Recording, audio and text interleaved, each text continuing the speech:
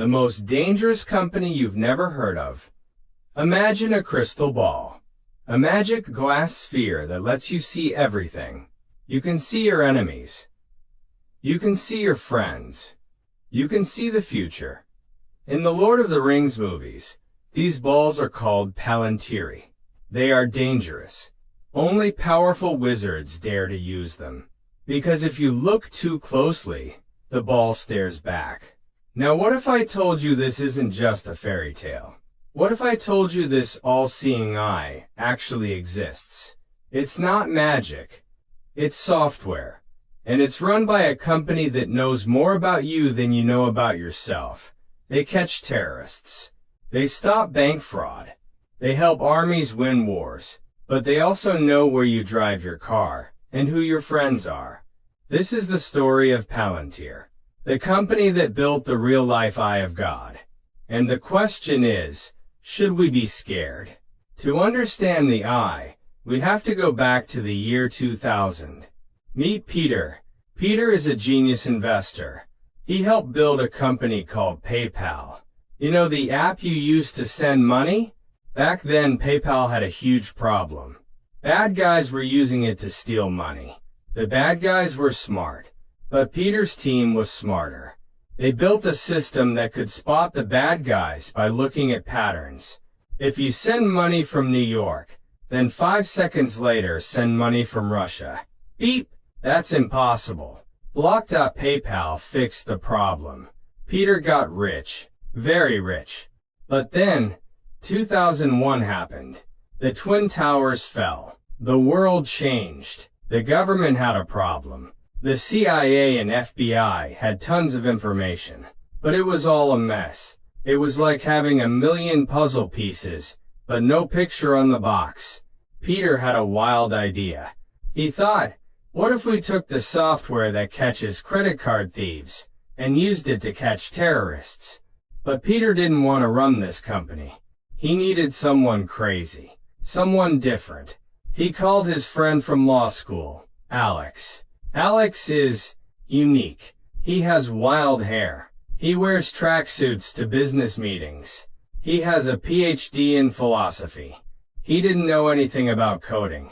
Peter said, Alex, I want you to be the CEO. Alex said, you are out of your mind. But he took the job. In 2003, they started Palantir. They named it after the Seeing Stones in Lord of the Rings on purpose. They wanted to see everything. But nobody wanted to buy their software. Investors said, you guys are crazy. For years they lost money. They were just a bunch of nerds in a room, typing code, trying to save the world. Until the spies came knocking, the CIA was the first real customer. They gave Palantir money to build Gotham. Think of Gotham like a super-powered search engine for spies. Before Gotham, if a spy wanted to find a bad guy, they had to look at a bank record, then walk down the hall to check phone records, then check flight logs. It was too slow. With Gotham, you type in a name, click instantly, a spiderweb appears. It shows you. This guy called this guy, who owns this car, which was parked next to this bomb. It connects the dots. Soldiers in Afghanistan started using it. They called it the life-saving machine. It helped them find roadside bombs before they exploded. Then, the biggest rumor of all started spreading. 2011. The raid on Osama bin Laden. Officially, the government never said Palantir helped. But rumors say Palantir's software crunched the data that found his hideout. Palantir became legendary. But here is where the story gets dark. If you can find a terrorist, you can find anyone. Palantir started working with police departments. They worked with ICE, the immigration police. People started protesting. They said Palantir was helping to deport families.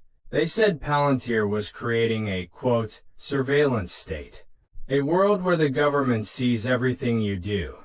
Alex Karp, the wild-haired CEO, had to make a choice. Everyone in Silicon Valley hated him. They said, you are building evil tools.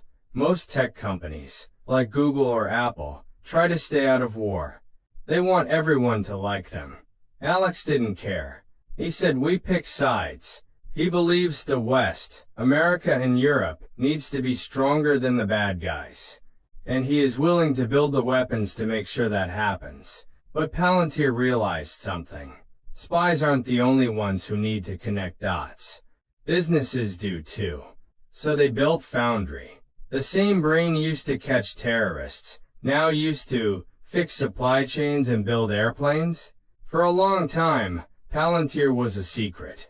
But in 2020, they went public. You could buy their stock.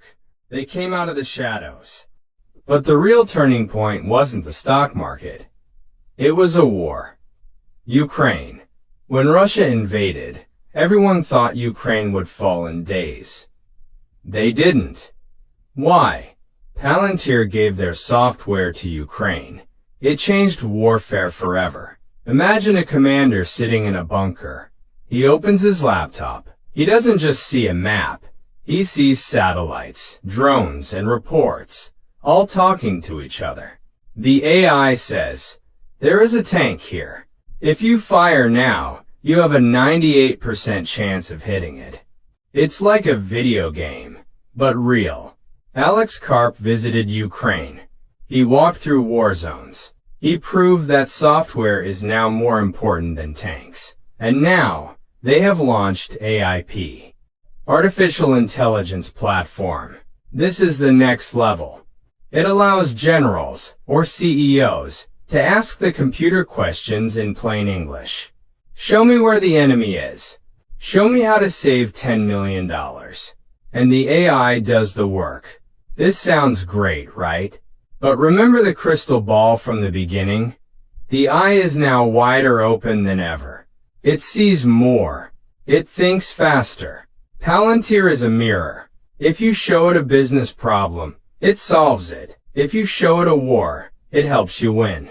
But a mirror doesn't care who looks into it.